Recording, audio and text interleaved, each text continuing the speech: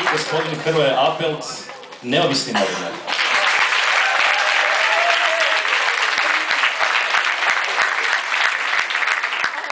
Gospodin Apelt je donio i nekakve poklončiće, pa evo možete i reći nešto na tu temu, što ste im donijeli?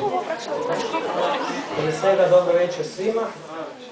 Oni koji nisu bili prošli puta ovdje, njih posebno pozdravljam, a donio sam vam božićne čestitke Hrvatskog novinarskog društva i čestitke koje će nam svaki novinar preporučiti da u ovo blagdansko vrijeme pošaljete našim članovima vlade i saborskim zastupnicima, pa čak i možda nekim urednicima i vlasnicima medija. Dakle, radi se o pravoj čestitci, da ne mislite da je fake. Tu sam ih stavio, ima ih dovoljno za sve. Dovoljno je da svako uzme jednu čestitku, napiše nešto što misli o slobodi medija i kupi markicu od, ne znam, mislim da vjerojatno nije skuplja od 2 kune. Dakle, svako se to može priuštiti.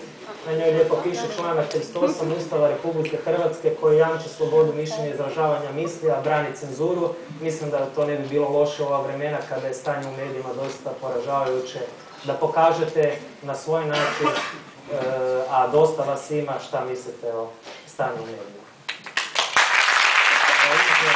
Jedan božićni zadatak, da budete društveno korisni.